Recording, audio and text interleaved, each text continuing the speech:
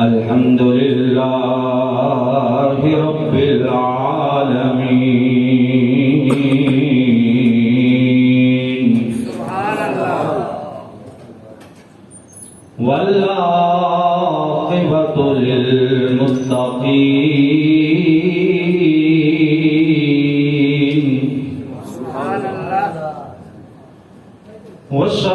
والصلاة والسلام على سيد الأنبياء والمرسلين سبحان الله وأصحابه الهادين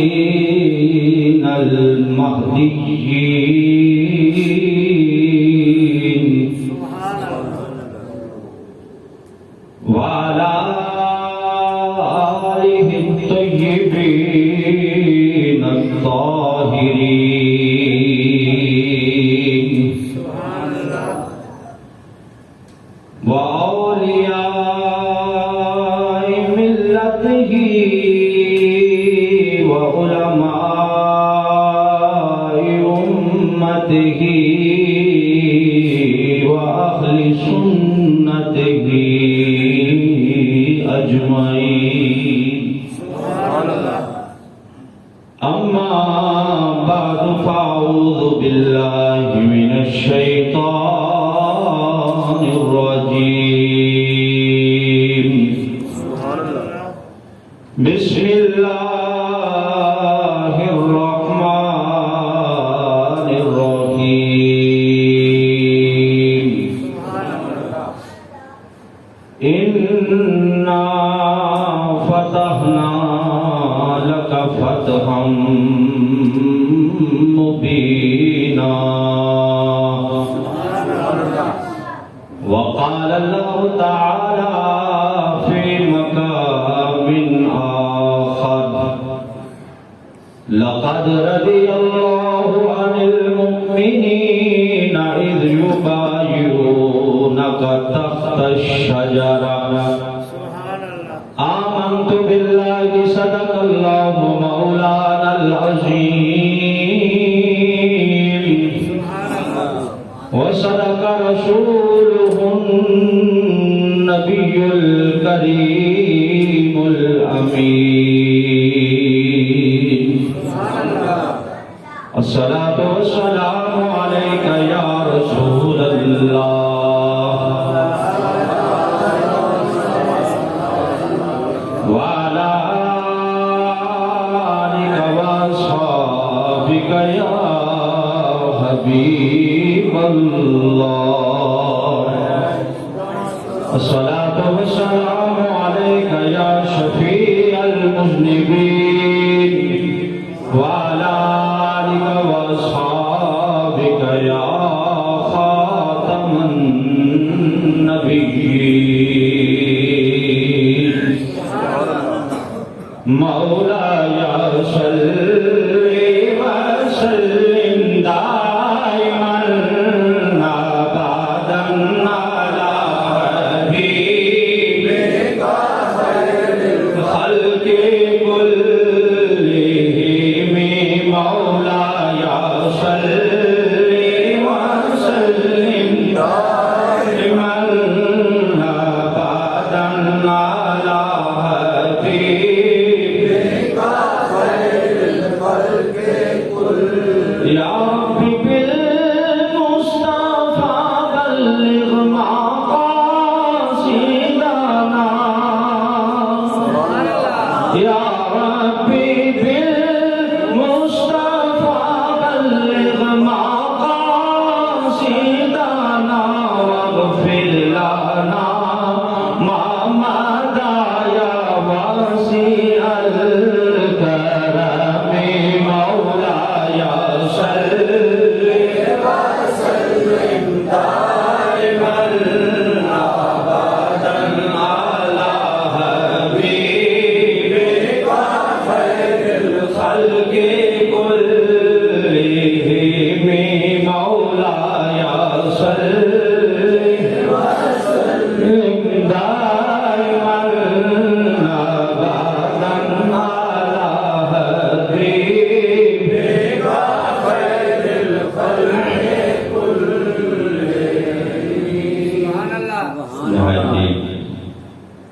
درود و احترام کے قابل برادران اسلام، ذی القعدہ شریف کا مہینہ ہے اور اسی مہینے کی مناسبت سے اس مہینے میں وقوع پذیر ہونے والا عالم اسلام کا ایک عظیم الشان واقعہ، ایک ایسا واقعہ جو بظاہر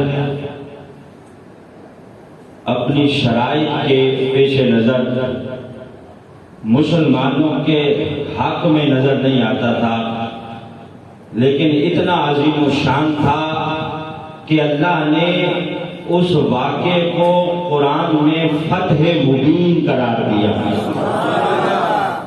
اور وہ واقعہ ہے صلح حدیبیہ کا واقعہ، جسے بیعت رضوان کہا جاتا ہے۔ صلح حدیبیہ بظاہر اس کی شرائط اگر دیکھی جائیں تو مسلمانوں کے اتنے حق میں نہیں تھی، لیکن یہی صلح حدیبیہ آگے چل کے فتح مکہ کی نوید بنی، اور اسی کی وجہ سے اللہ نے مکہ کو فتح اور نصرت سے ہمکنار کیا۔ یہ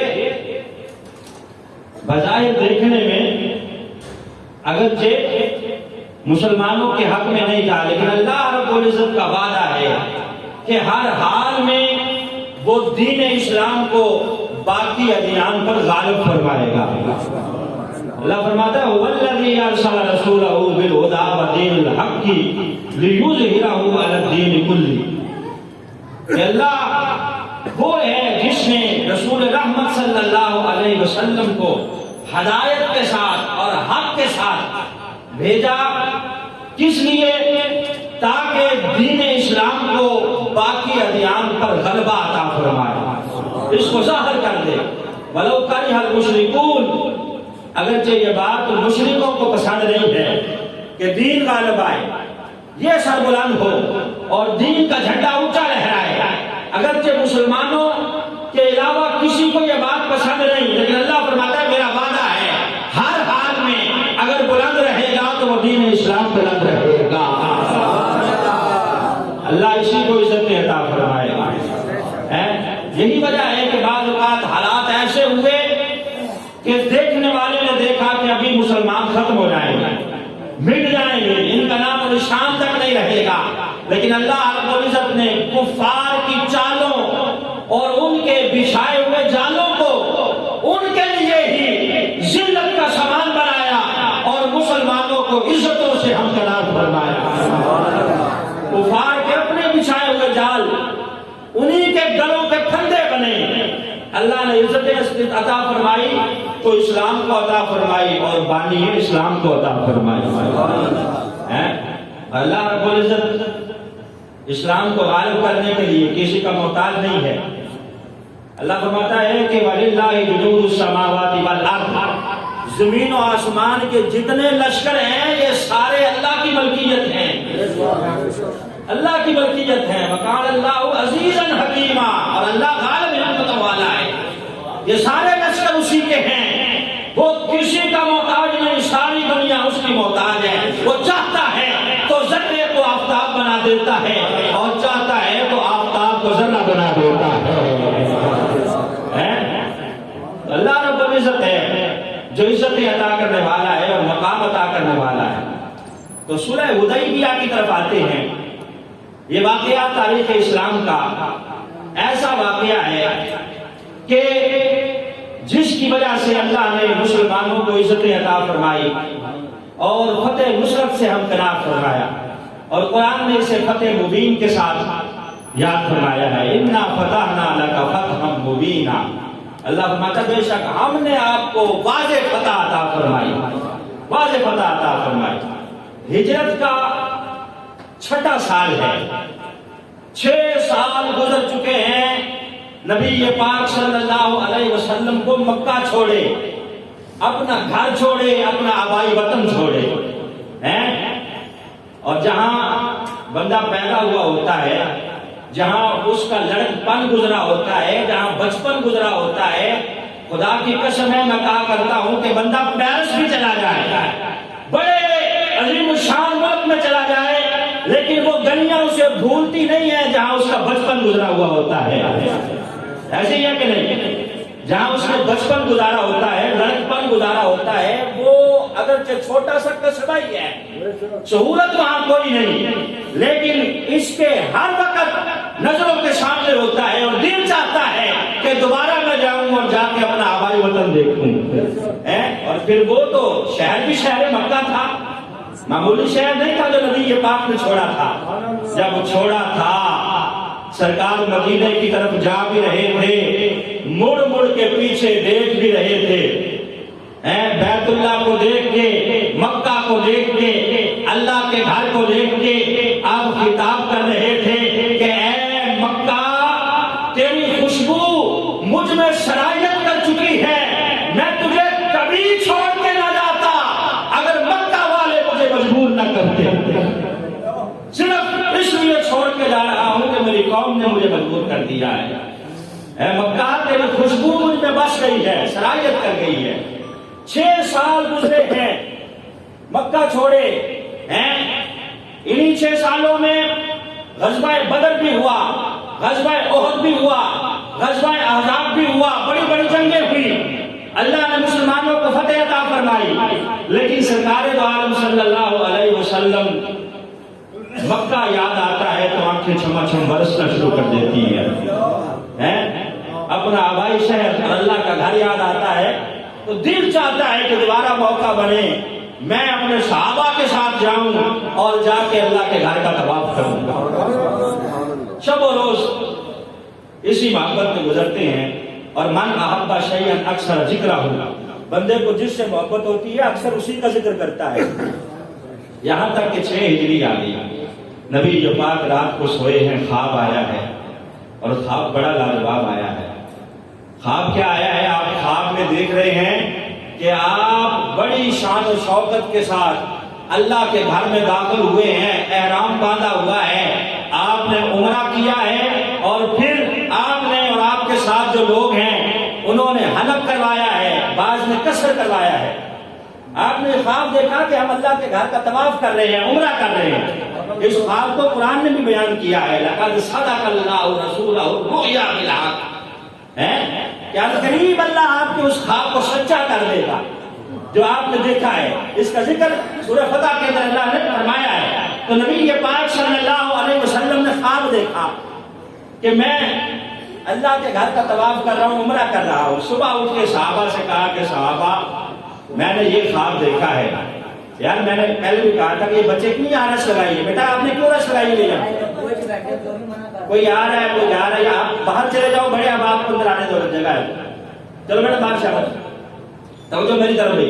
ایسے اگر بچے بار بار آتے ہیں توجہ بڑھ جاتی ہے، وہ بات کا تسلسل نہیں رہتا، اسی لیے چھوٹے بچوں کو پہلے ہی آباب جو ہے وہ باہر بھیج دیا کریں اور بڑے آباب اندر آیا کریں۔ توجہ میری طرف ہو سب دوستوں کی۔ تو میں عرض کر رہا تھا کہ نبی پاک نے خواب دیکھا اور صبح اٹھ کے صحابہ سے کہا کہ میرے صحابہ میں نے خواب دیکھا ہے کہ میں اللہ کے گھر کا طواف کر رہا ہوں، تمہارا کیا خیال ہے؟ کیا اس خواب کو سچ نہ کر دیا جائے؟ صحابہ کہنے لگے حضور ہم آپ کے پیچھے حاضر ہیں، حکم کیا ہے؟ کہا تیاری کرو، اللہ کے گھر کا طواف کریں گے، عمرہ کریں گے، آب زمزم پیئیں گے اور حجر اسود کے بوسے لیں گے۔ اب صحابہ کرام رضوان اللہ علیہم اجمعین نے سر تسلیم خم کیا۔ 1400 یا 1500 صحابہ تیار ہو گئے کہ حضور ہم جائیں گے آپ کے ساتھ اور جا کے عمرہ ادا کریں گے۔ 1400 یا 1500 صحابہ۔ اب یہ صحابہ نکلے ہیں نبی پاک صلی اللہ علیہ وسلم کی معیت میں اسی ذی القعدہ کے مہینے میں مکہ شریف سے۔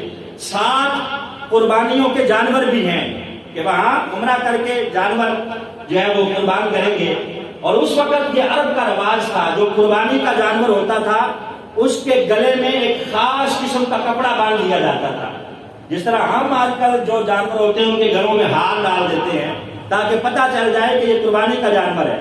تو اسی طرح جانوروں کے گلوں میں خاص قسم کے کپڑے باندھ دیے گئے، اور جو قربانی کے اونٹ ہوتے تھے اونٹوں کی کوہان میں چیرا لگا کر، کوہان ہوتی ہے نا اوپر، اس میں چیرا لگا لیتے، اس میں سے جو خون نکلتا اس خون کو پوری کوہان پہ مل دیتے، لیپ کر دیتے، تاکہ دور سے پتہ چلے کہ جو اونٹ آ رہا ہے یہ ہدی کا اونٹ ہے، قربانی کا اونٹ ہے۔ تو 7 اونٹ لے لیے، جانور لے لیے، کہاں چل دیے؟ مکہ کی طرف۔ مکہ کی طرف نبی پاک صلی اللہ علیہ وسلم 1400 یا 1500 صحابہ کے ساتھ آ رہے ہیں۔ نبی پاک صلی اللہ علیہ وسلم نے ایک صحابی کو پہلے بھیج دیا کہ تم جا کے ذرا اہل مکہ کو دیکھو کہ ان کا رویہ کیا ہے، خبر لے کے آؤ کہ وہ کیا سوچ رہے ہیں ہمارے بارے میں، کیونکہ ان کو پتا چل چکا ہے کہ ہم آ رہے ہیں عمرہ کرنے کے لیے۔ اب یہ ایک صحابی پہلے چلے گئے تاکہ حالات کا جائزہ لیں اور آگے نبی پاک صلی اللہ علیہ وسلم کو بتائیں۔ ایک مقام پر، مقام جوفہ پر نبی پاک نے پڑاؤ کیا اور صحابہ میں تبلیغ کی، کہا میرے صحابہ میں تمہارا پیش رو ہوں، یعنی میں تم سے پہلے چلا جاؤں گا اور جا کے تمہارے لیے حوض کوثر پر جام کا بندوبست کروں گا۔ کہا لیکن یاد رکھنا میں تمہیں 2 چیزیں چھوڑ کے جاؤں گا، ایک کتاب اللہ اور دوسری سنت رسول اللہ۔ ان دونوں چیزوں کو تھامے رکھنا، کبھی بھی ان کو چھوڑنا نہ، عمل کرنا، نماز پڑھنا، دوسروں کا خیال رکھنا۔ نبی پاک نے تبلیغ فرمائی اور میں کسی حال میں بھی ان دونوں چیزوں کو چھوڑنا نہ۔ جب آخری خطبہ آپ نے دیا تھا حجۃ الوداع کے موقع پر، تب بھی آپ نے یہ ارشاد فرمایا تھا، کتنی تاکید فرما رہے ہیں کہ کتاب و سنت کو تھامے رکھنا۔ جتنی تاکید فرمائی ہے اتنا ہی ہم نے چھوڑ دیا ہے۔ ہر معاملے میں، معاشی معاملہ ہو یا ملکی معاملہ ہو، سیاسی وابستگیاں ہو، ہم صرف اپنے تعلقات دیکھتے ہیں، شریعت نہیں دیکھتے، نہ کتاب اللہ دیکھتے ہیں نہ سنت رسول اللہ دیکھتے ہیں۔ حالانکہ نبی پاک نے ہر موقع پر تلقین فرمائی کہ جب بھی تم کوئی معاملہ کرو تو دیکھنا کہ قرآن و سنت کے خلاف تو نہیں جا رہا۔ وہاں بھی نبی پاک نے یہ صحابہ کو تلقین فرمائی اور اب قافلہ آگے چل دیا۔ کفار مکہ کو پتہ چل گیا کہ اس طرح مسلمان آ رہے ہیں، 1400-1500 صحابہ ہیں اور طواف کریں گے۔ انہوں نے کہا ہم تو نہیں آنے دیں گے، اگر وہ ہمارے ہوتے ہوئے اتنے صحابہ آ گئے، آ کے طواف کر کے چلے گئے تو ہماری عزت تو خاک میں مل جائے گی۔ اور ایسے مکہ جو بڑے بڑے سردار تھے، اور دوسری جانب اس کا مشورہ یہ تھا کہ یار ہم روک بھی نہیں سکتے، اگر روکیں گے تو تب بھی عرب کے اندر ہماری بدنامی ہوگی۔ کیوں کہ ہم نے آج تک کسی کو روکا نہیں ہے، جو آتا ہے آ کے اس گھر کا طواف کرتا ہے چلا جاتا ہے۔ اگر وہ آ رہے ہیں عمرے کے ارادے سے تو ہم کس طرح روک سکتے ہیں؟ بہرحال رائے بٹ گئی، لیکن ترجیح اس بات کو دی گئی کہ نہیں آنے دیا جائے گا، انہیں روکا جائے گا۔ 200 افراد کا لشکر خالد بن ولید کے ساتھ انہوں نے بھیجا، جو مقام تنعیم پر، جو مکہ شریف سے تھوڑا باہر ہے، وہاں جا کے انہوں نے پڑاؤ کیا کہ اگر مسلمان آئیں گے نبی پاک کی معیت میں تو انہیں یہاں روکا جائے گا، انہیں یہاں روکا جائے گا اور ان کا مقابلہ کیا جائے گا۔ اب مقام تنعیم پر کھڑے ہیں، نبی پاک صلی اللہ علیہ وسلم چلتے چلتے مقام تنعیم سے تھوڑا پہلے سرکار نے وہاں پڑاؤ کیا۔ نماز ظہر نبی پاک صلی اللہ علیہ وسلم نے صحابہ کی معیت میں ادا فرمائی، جماعت آپ نے کروائی، سارے صحابہ پیچھے نماز پڑھ رہے ہیں، سجدے میں ہیں۔ خالد بن ولید پہاڑ کی چوٹی سے دیکھ رہے ہیں، اور جیسے ہی نماز مکمل ہوئی اس نے اپنے 200 افراد کا جو لشکر تھا اس کو کہا کہ یار یہ موقع اچھا تھا، یہ سارے کے سارے جب عصر کی نماز پڑھیں گے سجدے میں ہوں گے تو ہم ان کے اوپر حملہ کریں گے، اور حملہ کر کے ان سب کو یا اکثر کو خدا نخواستہ شہید کر دیں گے، اور ہم کم نقصان ہوگا ہمارا، ان کا نقصان زیادہ ہوگا۔ مشورہ ہوا کہ جب یہ سجدے کی حالت میں ہوں گے، عصر کی نماز پڑھیں گے تو ہم اس وقت ان کے اوپر حملہ کریں گے۔ اللہ رب العزت کو منظور کچھ اور تھا۔ اسی دوران ظہر کی نماز کے بعد اللہ نے وحی نازل فرمائی، اور صلاۃ الخوف جس کا ذکر قرآن میں موجود ہے، اللہ نے اس کے احکامات نازل فرمائے۔ میں میرے صحابہ، نبی پاک فرمایا کہ اللہ نے احکامات نازل فرما دیے ہیں کہ جب جنگ کا موقع ہو، میرے پیچھے نماز پڑھنی ہو تو آدھے صحابہ پیچھے نماز پڑھیں گے اور آدھے پیچھے پہرا دیں گے، آدھے پہرا دیں گے۔ جب یہ 2 رکعتیں پڑھ لیں گے، یہ جا کے پیچھے ہاتھ سنبھال لیں گے اور وہ آ جائیں گے تو پہرا دے رہے ہوں گے۔ اس طرح احکامات نازل ہو گئے، عصر کی نماز کے وقت وہ پہاڑ کی چوٹی پہ چڑھ کے دیکھ رہے ہیں کہ کب سارے سجدے میں جائیں اور ہم حملہ کریں۔ ان کی ساری تدبیر دھڑی کی دھڑی رہ گئی۔ ادھر مسلمانوں نے نماز پڑھی۔ خیر رسالت میں آپ صلی اللہ علیہ وسلم نے اب جو عمومی راستہ تھا مدینے سے مکہ جانے کا، اس کو تھوڑا سا چینج کیا، اور آپ پہاڑوں کے راستے اور جنگلات کے راستے سے ہوتے ہوتے حدیبیہ کے مقام پر پہنچ گئے۔ حدیبیہ کے مقام پر جب یہاں پہنچے ہیں تو نبی پاک صلی اللہ علیہ وسلم کی اونٹنی یہاں خود بخود بیٹھ گئی۔ اب اونٹنی آگے اٹھ کے سفر نہیں کر رہی، صحابہ اٹھا رہے ہیں، نبی پاک نے فرمایا اسے بیٹھی رہنے دو، اسے اسی رب نے بٹھایا ہے جس نے ابرہا کے ہاتھی کو اس وقت بٹھایا تھا جب وہ اللہ کے گھر پہ حملہ کرنے آ رہا تھا۔ یہ نہیں اٹھے گی۔ اب قصبہ اٹھنی نبی پاک صلی اللہ علیہ وسلم کی وہیں بیٹھ گئی تو نبی پاک نے فرمایا یہی پڑاؤ کرو۔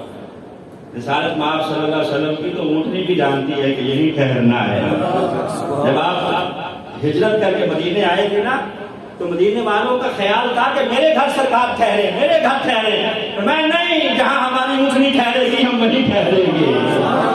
تو اونٹنی کس کے گھر میں ٹھہری تھی؟ حضرت ابو ایوب انصاری کے گھر کے باہر۔ تو پتا چلا جس نبی نے اونٹنی پر سواری کی ہے اس اونٹنی کے علم غیب کا عالم میں ہے کہ وہ بھی جانتی ہے کہ ٹھہرنا کہاں ہے، سفر کہاں سے کرنا ہے۔ جب اونٹنی جانتی ہے تو اللہ کا رسول نہیں جانتا ہوگا۔ اونٹنی یہاں ٹھہر گئی۔ اب ہوا کیا کہ اب قاصد آنے لگے کافروں کی طرف سے، سفیر آنے لگے کہ مذاکرات کریں۔ نبی پاک صلی اللہ علیہ وسلم اپنے 1500-1400 صحابہ کے ساتھ یہاں مقام حدیبیہ پہ آ کے آپ نے پڑاؤ کر لیا۔ اب انہوں نے قاصد بھیجنا شروع کیے کافروں نے کہ ہم آپ کو آنے نہیں دیں گے، یہیں سے واپس آپ چلے جائیں۔ اب جو بھی قاصد آتا ہے ان کی طرف سے، کافروں کی طرف سے آتا تو ان کی بات کرنے ہے، لیکن جہاں آ کے جب نقشہ دیکھتا ہے، صحابہ کو دیکھتا ہے، نبی پاک کی زیارت کرتا ہے، جا کے ایک ہی بات کرتا ہے، یار ان کو آنے دو، وہ صرف عمرہ کرنے کے لیے آئے ہیں، جنگ کرنے کے لیے نہیں آئے۔ ہم نے دیکھا ہے ہتھیار ان کے پاس نہیں ہے، انہوں نے احرام باندھے ہوئے ہیں، ایک ایک تلوار ہے اور وہ بھی انہوں نے نیام میں ڈالی ہوئی ہے، ان کا جنگ کا ارادہ کوئی نہیں، عمرے کے لیے آئے ہیں، آنے دو کر کے چلے جائیں گے۔ سارے مکہ پریشان ہے، جس کو بھی بھیجتے ہیں 5 قاصد انہوں نے بھیجے، جس کو بھی بھیجتے ہیں کوئی جاتا ہے جا کے صحابہ کے احرام سے جو ہے وہ دیکھ کے متاثر ہو جاتا ہے، کوئی قربانی کے جانور دیکھ کے متاثر ہو جاتا ہے اور آ کے کہتا ہے کہ یار ان کا کوئی برا ارادہ نہیں ہے، آنے دو۔ آخرکار مشورہ ہوا کہ عربہ بن مسعود ثقفی اس کو بھیجا جائے۔ اب عربہ بن مسعود وہ ہے کہ جو طائف کا سردار ہے، یہ بڑے بڑے بادشاہوں کے دربار میں گیا تھا مذاکرات کے لیے، کافروں کی طرف سے جاتا رہتا تھا، کیسر و کسریٰ کے درباروں میں اور نجاشی کے دربار میں، حبشہ، ہر جگہ یہ جاتا تھا اور ہر زبان میں بولنے کی مہارت رکھتا تھا۔ اس نے کہا یار اگر میں جاؤں تو میرے بارے میں تمہارا کیا مشورہ ہے؟ میں جو وعدہ کر کے آؤں گا مانو گے؟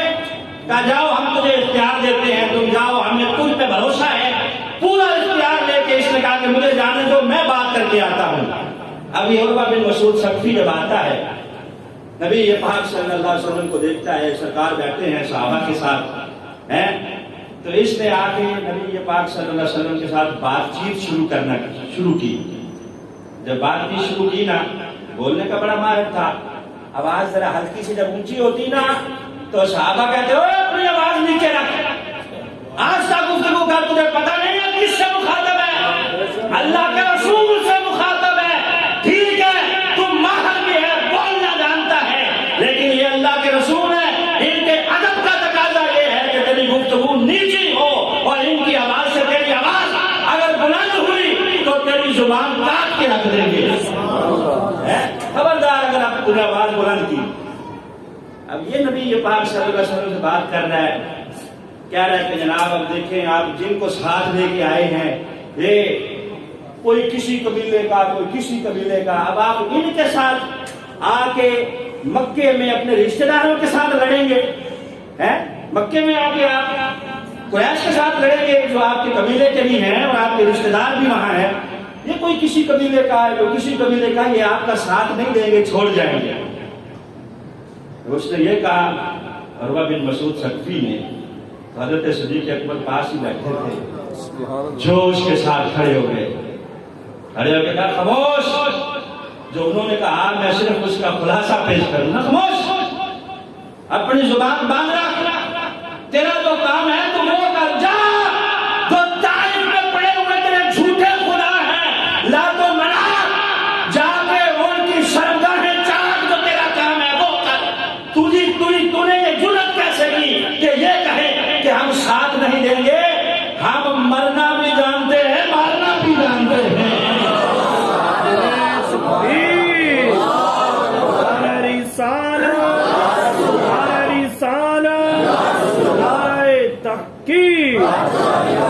تیرا جو کام ہے تو جا کے وہ کر. تیرے جو جھوٹے خدا ہے نا لات و منات, جا کے ان کی شرمگاہیں چاٹ. وضاحت تو ایک گالی تھی. لوگ کہتے ہیں بڑی سخت بات کرتے ہیں مولوی, جب نبی یہ پاک کی عزت کی بات آ جائے تو خادم حسین رضوی گالی نکال دیتا تھا. میں نے کہا اپنی ذات کے لیے نکالتا تھا. غیرت اگر دین کے نام پہ نہیں آئے گی, نبی یہ پاک کی ذات کی وجہ سے نہیں آئے گی, تو کب آئے گی؟ تو حضرت صدیق اکبر نے کیا کہا, بڑا سخت جملہ تھا. جب آپ نے یہ کہا تو عروہ بن مسعود کہتا ہے کہ کون ہے جس نے مجھے گالی دی ہے؟ یوں کہا ہے. نبی یہ پاک نے فرمایا یہ قحافہ کا بیٹا ابو بکر ہے. اچھا, ابو بکر اگر تیرا مجھ پہ احسان نہ ہوتا نا تو جواب میں بھی دیتا تجھے. تیرے مجھ پہ احسان ہے اس لیے میں بولتا نہیں. احسان کیا تھا؟ اس نے ایک قتل کیا تھا اور اس کے پاس دیت دینے کے پیسے نہیں تھے. صدیق اکبر نے 10 اونٹ اپنی طرف سے ادا کیے تھے. تیرا احسان اگر مجھ پہ نہ ہوتا تو میں تمہیں جواب دیتا, لیکن اب تم بندہ ہی وہ ہے کہ تم نے مجھ پہ بڑے احسان کر رکھے ہیں, اس لیے پھر وہ خیر خاموش ہو گیا. اور گفتگو پھر اس نے آگے بڑھائی. اب گفتگو کرتے کرتے یوں نبی یہ پاک کی داڑھی کو ہاتھ لگاتا ہے. جب اس نے دیکھا نا کہ اس کا تو جوش ہی بڑا ہے, فوراً ٹھنڈا ہو گیا. پہلے ڈرا رہا تھا کہ ہمارے ساتھ لڑو گے, ہمارے پاس اسلحہ بھی ہے, تمہاری یہ چھوٹی سی فوج ہے, پتہ نہیں کس کس قبیلے سے لائے ہو, ہم تو چھوڑیں گے نہیں. جب اس نے دیکھا جوش تو اب ساتھ ہی ٹھنڈا ہوا اور نرم نرم گفتگو اس نے جب کرنا شروع کی. گفتگو کرتے کرتے نبی یہ پاک کی داڑھی کو ہاتھ لگاتا کبھی کبھی. یہ ان کا رواج تھا. آج بھی ہم جب بات کرتے ہیں کسی کی ملت سماجت تو پھر ہم داڑھی کو ہاتھ لگا کے کہہ دیتے ہیں, ترلا کرتے ہوئے کہ یار اس طرح ہے بات, مان جاؤ. جب اس نے داڑھی کو ایک مرتبہ ہاتھ لگایا تو صحابہ دیکھ رہے تھے. جب دوسری مرتبہ لگایا نا, حضرت مغیرہ بن شعبہ پاس ہی کھڑے تھے تلوار لے کے. اور یہ کون ہے؟ اسی عروہ بن مسعود ثقفی کے بھتیجے ہیں. جب اس نے دوسری مرتبہ لگایا نا, اس نے فوراً اپنی تلوار نکالی اور تلوار کا دستہ زور سے اس کے ہاتھ میں مارا. کہا ہاتھ پیچھے کر, تیرا پلید ہاتھ ہے, نبی یہ پاک کی داڑھی پر تم نے لگایا ہے, تیری جرأت کیسے ہوئی؟ کہا اب تو نے اگر ہاتھ لگایا نا, ہاتھ کاٹ کے تیرے دوسرے ہاتھ میں دے دوں گا. کہا تیری یہ جرأت کہ اپنے ناپاک ہاتھ نبی کے پاک کی داڑھی کو لگایا, پیچھے کر ہاتھ, پیچھے ہو کے گفتگو کرا. دیکھیں صحابہ کو غیرت ایمانی اور نبی یہ پاک کی محبت کتنی ہے. کہا بات کرنی ہے پیچھے ہو کے, اب ہاتھ آگے نہ بڑھانا, کاٹ کے رکھ دوں گا. اس نے کہا اچھا. اس نے جب یہ سارے معاملات دیکھ کے ٹھنڈا ہو گیا. پارا جب نیچے آیا نا, اب حالات دیکھنے لگا. مشاہدہ کر کے جب واپس گیا کفار مکہ کے پاس, جا کے کہنے لگا کہ یار بڑے حالات میں ناگفتہ بھی دیکھ کے آیا ہوں. میں بڑے بڑے بادشاہوں کے دربار میں گیا ہوں, کیسر روم کے پاس اور ایران کے بادشاہ کسرا کے پاس, حبشی کے پاس, نجاشی کے پاس, بڑے بڑے حبشہ کے بادشاہ نجاشی کے پاس میں گیا ہوں, لیکن میں نے ان کی رعایا کو بادشاہوں کا اتنا ادب کرتے نہیں دیکھا جتنا ادب صحابہ رسول اللہ کا کرتے ہیں. یار تمہارا اگر یہ خیال ہے کہ وہ ان کو چھوڑ دیں گے, ہرگز نہیں چھوڑیں گے. کہا میں دیکھ کے آیا ہوں, وہ اللہ کے رسول جب وضو کرتے ہیں, کرلی کر کے پانی نیچے پھینکنے لگتے ہیں تو صحابہ آگے ہاتھ بڑھا لیتے ہیں, ہاتھ بڑھا لیتے اور لڑتے ہیں کہ یہ پانی ہمارے حصے میں آ جائے. جس کے حصے میں آ گیا وہ منہ پہ مل لیتا ہے, جس کے حصے میں نہیں آیا وہ اس کے ہاتھوں پہ ہاتھ رگڑتا ہے. جس کے ہاتھوں پہ نبی یہ پاک کو مس کیا ہوا پانی لگا ہے وہ تو پانی پہ لڑتے ہیں, اور جب نبی یہ یہ پاک لعاب دہن پھینکتے ہیں تو وہ اسے بھی نیچے نہیں گرنے دیتے.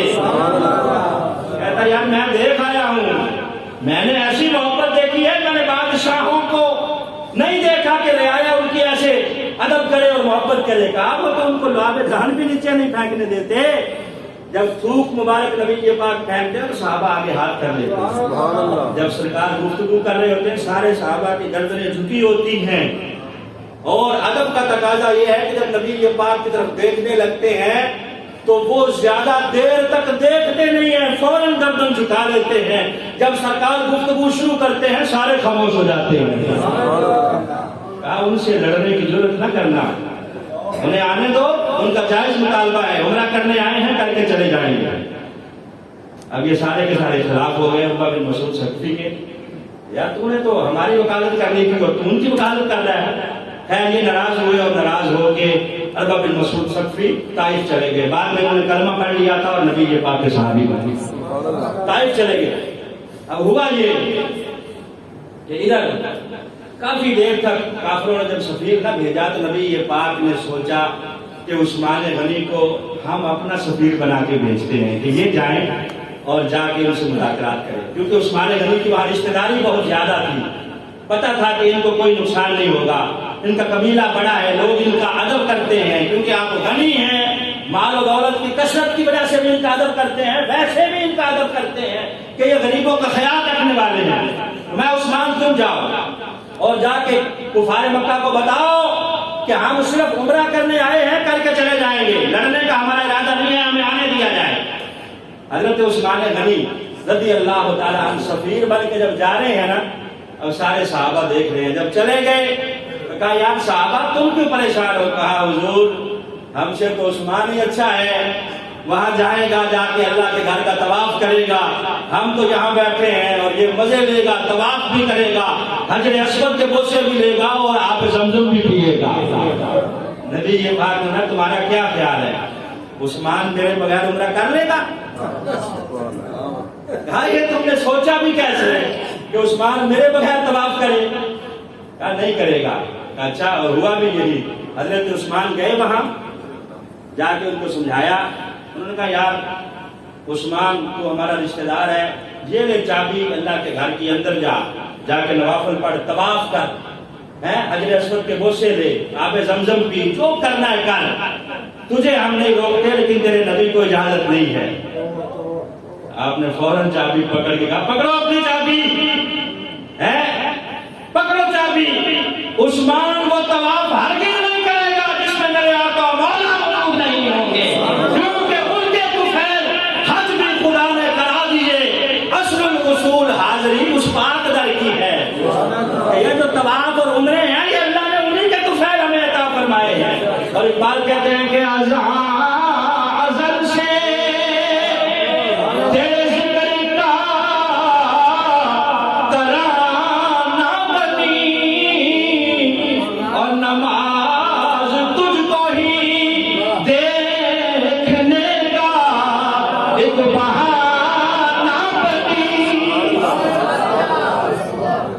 اتنا زور لگا دیا آپ نے کہا عثمان طواف اس وقت تک نہیں کرے گا جب تک رسالت میں آپ طواف نہیں کریں گے. اب انہوں نے حضرت عثمان غنی رضی اللہ تعالیٰ کو گرفتار کر لیا اس معاملے میں. ادھر خبر پھیل گئی کہ حضرت عثمان شہید ہو گئے. اب نبی یہ پاک نے سارے صحابہ کو اکٹھا کیا, درخت کے نیچے, کیکر کا درخت تھا اس کے نیچے, اکٹھا کر کے سرکار دو عالم صلی اللہ علیہ وسلم میں بیعت کرو میرے ہاتھ پہ. کہا حضور کس چیز کی بیعت؟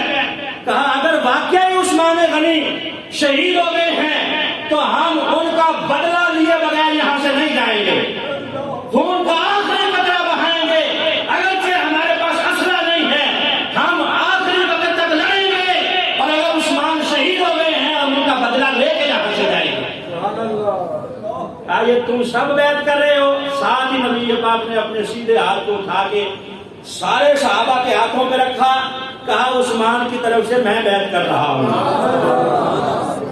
ہاذا یدی ید عثمان, کہا یہ جو میرا ہاتھ ہے یہ عثمان کا ہاتھ ہے.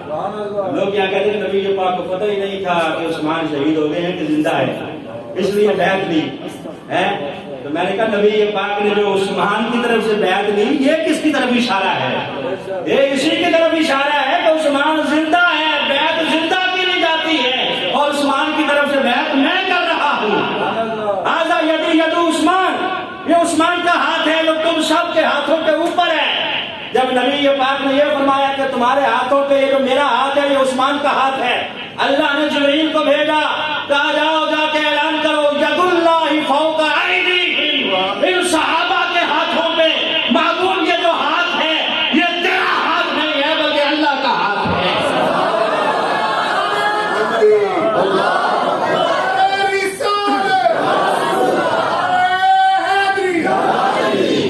ید اللہ فوق ایدیہم، جد ہاتھ نو رب اپنا ہاتھ آکھے، ہووے کافر جیڑا پکھ آکھے۔ ید اللہ فوق ایدیہم، ان صحابہ کے ہاتھوں پہ محبوب یہ تیرا جو ہاتھ ہے یہ اللہ کا ہاتھ ہے۔ اب بیعت ہو گئی، اللہ نے فرمایا قرآن مجید میں لقد رضی اللہ عن المؤمنین اذ یبایعونک تحت الشجرہ، اس درخت کے نیچے جتنے مومنوں نے بیعت کی ہے اللہ ان سب سے راضی ہو گیا ہے۔ انہیں اصحاب شجرہ بھی کہا جاتا ہے کہ درخت کے نیچے بیعت کرنے والے، اصحاب شجرہ جنہوں نے بیعت کی، اللہ فرماتا ہے میں نے ان کے ساتھ راضی ہونے کا اعلان کر دیا۔ اب جب کافروں کو پتا چلا کہ مسلمان تو مرنے مرانے کی باتیں کر رہے ہیں، وہ تو کہہ رہے ہیں کہ ہم چھوڑیں گے نہیں، اور ادھر تو معاملہ یہ ہے کہ بات بڑی آگے نکل جائے گی، تو ادھر سے پھر انہوں نے دوبارہ سفیر بنا کے بھیجا سہیل بن عمر نامی بندے کو، اور یہ بندہ بھی بڑا شاطر تھا، چلاک تھا، گفتگو کا ماہر تھا۔ اس کو بنا کے بھیجا سفیر کہ تم جاؤ اور جا کے بات کرو، صلح کے اوپر راضی کرو مسلمانوں کو۔ اب اس نے آ کے گفتگو شروع کی نبی یہ پاک صلی اللہ علیہ وسلم کے ساتھ، اور بتایا کہ آپ صلح کریں ہمارے ساتھ، اس سال آپ عمرہ نہ کریں، اگلے سال آپ عمرہ کرنے آ جائیں، ہم 3 دن کے لیے مکہ خالی کر دیں گے، پہاڑوں پہ چلے جائیں گے، ارد گرد چلے جائیں گے، 3 دن آپ مکے میں رہیں، عمرہ کریں، جو مرضی کریں، ہمیں جو ہے اس وقت آپ کو عمرہ کرنا منظور ہے، لیکن اب ہماری عزت نہیں رہتی اگر آپ آتے ہیں۔ نبی یہ پاک صلی اللہ علیہ وسلم نے یہ شرط بھی قبول کر لی کہ ٹھیک ہے، یہ شرط بھی منظور ہے، ہم اس سال نہیں کرتے، اگلے سال عمرہ کر لیں گے۔ اور دوسری شرط یہ طے پائی کہ 10 سال تک جنگ بندی رہے گی، 10 سال تک جنگ بندی رہے گی، جنگ نہیں ہوگی، نہ آپ حملہ کریں گے نہ ہم حملہ کریں گے۔ جو تیسری شرط تھی وہ بڑی سخت تھی، مسلمانوں کو بڑی ناگوار گزری بظاہر، کیا کہ اگر کوئی مکے سے ہمارا بندہ مدینے آ جائے گا کلمہ پڑھ کے یا ویسے تو تم اسے فوراً واپس کرو گے، لیکن اگر کوئی مدینے سے مکے آئے گا تو ہم اسے واپس نہیں کریں گے۔ نبی یہ پاک صلی اللہ علیہ وسلم ٹھیک ہے، یہ شرط بھی منظور ہے۔ بظاہر تو مسلمانوں کے خلاف تھی کہ ان کا بندہ آئے گا تو ہم چھوڑیں گے، ہمارا جائے گا تو وہ نہیں چھوڑیں گے، لیکن نبی یہ پاک صلی اللہ علیہ وسلم کی حکمت تھی، سرکار بڑی آگے کی سوچ رہے تھے اور دیکھ رہے تھے۔ صحابہ کو بڑا ناپسند گزرا، ناگوار گزرا کہ یار اتنی سخت شرائط، یہاں تک کہ حضرت فاروق اعظم رضی اللہ تعالیٰ عنہ کھڑے ہو گئے، کہا حضور کیا ہم سچ پہ نہیں ہیں؟ آپ اللہ کے رسول نہیں ہیں؟ کہا میں اللہ کا رسول ہوں۔ تو کہا حضور نے اتنی کمزور شرائط کیوں آپ نے رکھی ہیں؟ نبی یہ پاک نے فرمایا میں اللہ کا رسول ہوں، جو کرتا ہوں اللہ کی مرضی سے کرتا ہوں،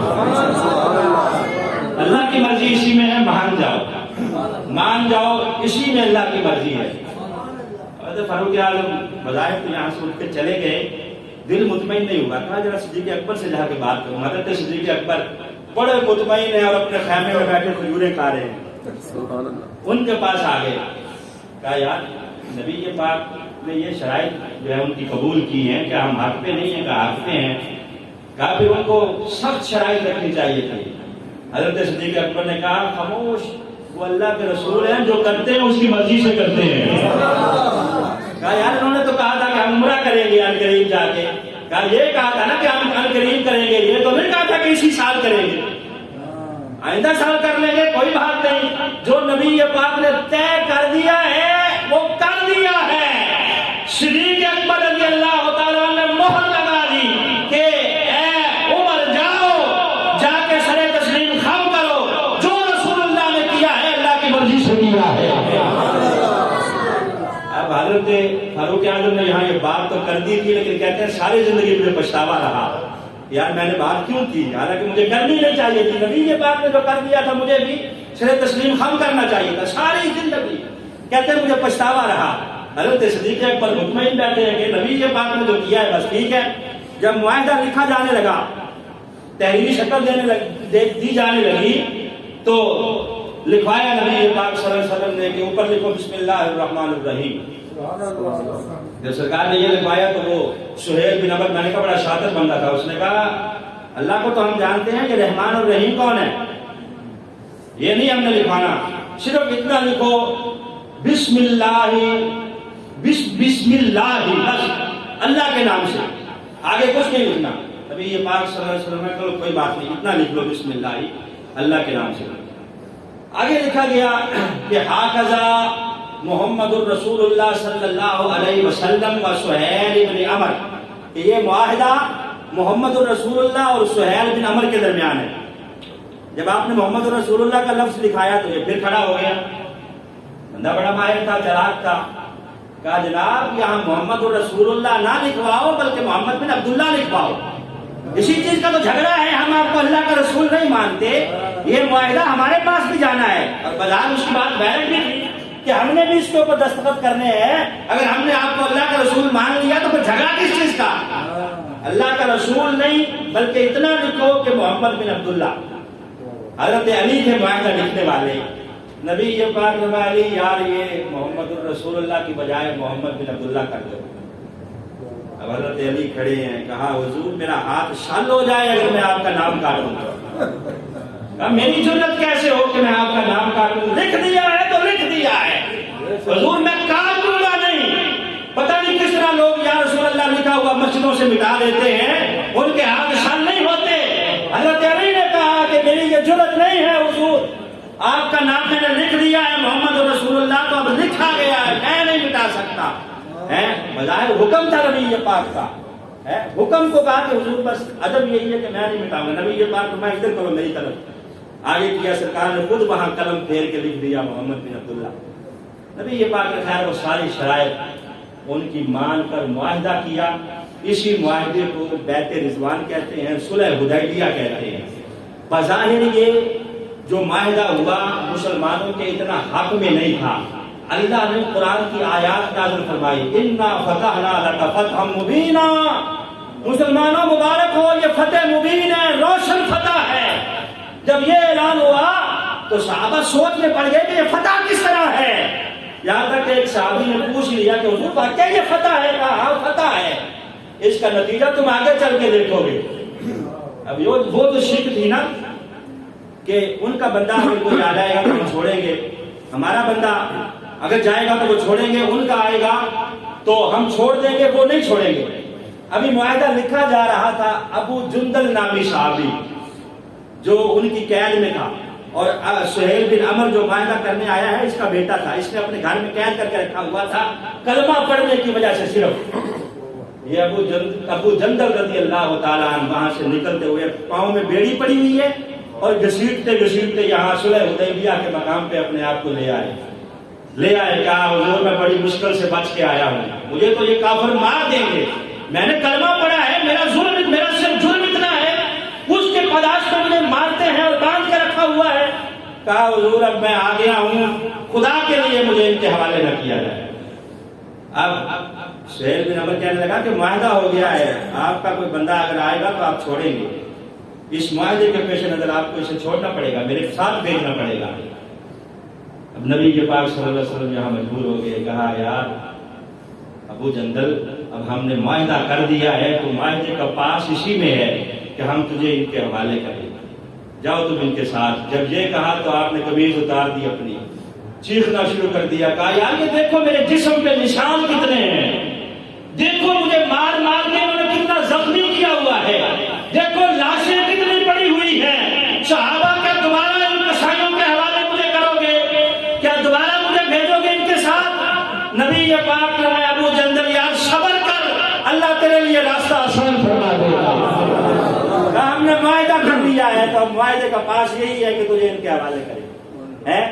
ہماری حکومت معاہدہ کرتی ہے اور معاہدہ کر کر کے توڑتی ہے، اتنے معاہدے کیے ہیں TLP کے ساتھ، فوراً مکر جاتی ہے، کہتے ہیں یہ معاہدہ کون سا کوئی قرآن و سننا ہے؟ معاہدے کرتے ہیں اور کہتے ہیں کہ معاہدہ کوئی قرآن و سننا نہیں ہے، کوئی بات نہیں۔ تو حضرت نبی پاک صلی اللہ علیہ وسلم کی تعلیمات یہ ہے کہ ابھی معاہدہ کا کبھی جو ہے وہ پروان نہیں چڑھا، مکمل نہیں ہوا، تکمیل کے مراحل میں ہے۔ اس نے جب کہا سہیل بن عمر نے کہ یہ پہلا امتحان آ گیا ہے معاہدے کی روح سے، اسے چھوڑنا پڑے گا، چھوڑو ورنہ ہم دستخط نہیں کریں گے، میں جاؤ لے جاؤ۔ حضرت سہیل بن حضرت ابو جندل رضی اللہ تعالیٰ روتے ہوئے ساتھ چلے گئے۔ خیر اسی معاہدے کی پیش نظر جو بندہ آتا نبی پاک اسے چھوڑ دیتے، جو جاتا واپس مکے نہ جاتا، وہ کیا کرتا مکے اور مدینے کے راستے میں جہاں سے ان کافروں کے قافلے گزرتے تھے وہاں جا کے چھپ جاتا۔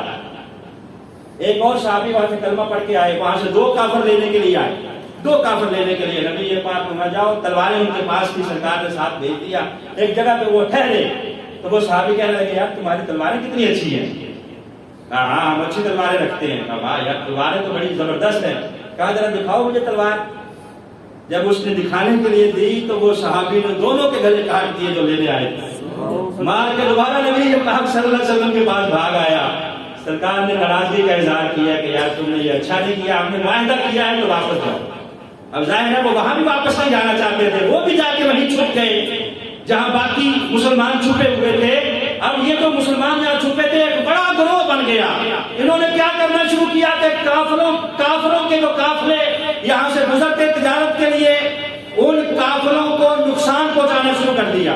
ان کے جانور پکڑ لیتے، پکڑ کے ذبح کرتے، ان کا مال پکڑ لیتے، پکڑ کے ان کا مال جمع کر لیتے۔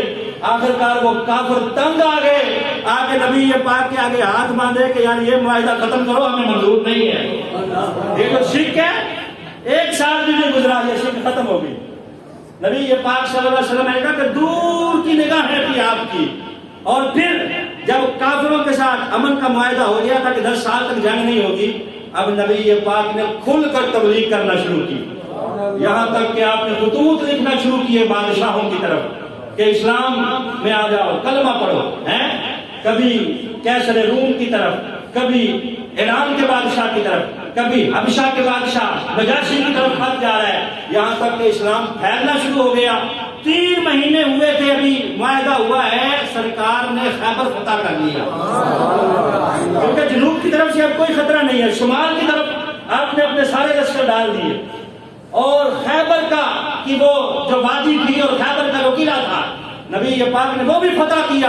عام طور پر کھل کر مکہ اور مدینہ کے درمیان ہو رہی ہے کیونکہ جنگ بندی ہو گئی ہے، اسلام پھیل رہا ہے۔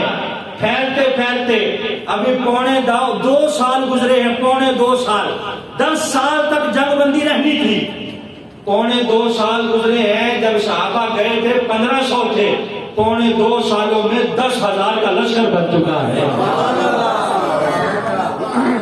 10,000 صحابہ کا لشکر۔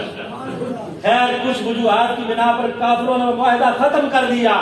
اب نبی پاک صلی اللہ علیہ وسلم ایک موقع وہ تھا حدیبیہ کا، جب آپ عمرہ کی نیت سے جا رہے تھے، آپ کا راستہ روکا جا رہا تھا۔ اب مکہ فتح کرنے کے لیے صرف 2 سالوں کی قریب مدت میں 10,000 کا لشکر جلال نبی پاک نے ساتھ لیا، اور اس شان کے ساتھ سرکار مکہ میں داخل ہوئے ہیں کہ کسی کی جرأت نہیں ہوئی کہ نبی پاک کا راستہ روک سکے۔ بڑے بڑے لوگوں نے کلمہ پڑھا اور دائرہ اسلام میں داخل ہوئے۔ تو یہ وہی صلح حدیبیہ کا نتیجہ تھا کہ اللہ نے فتح مکہ عطا فرمائی، اسی لیے قرآن نے اسے فتح مبین کہا۔ اور نبی پاک صلی اللہ علیہ وسلم نے فرمایا کہ تم آئندہ چل کے اس کے اثرات دیکھو گے تو وہ اثرات کس طرح ہوئے کہ اللہ رب العزت نے اسلام کو غلبہ عطا فرمایا، اور اللہ رب العزت نے مکہ کی فتح کی صورت میں مسلمانوں کو خوشخبری عطا فرمائی۔ وآخر دعوانا الحمدللہ۔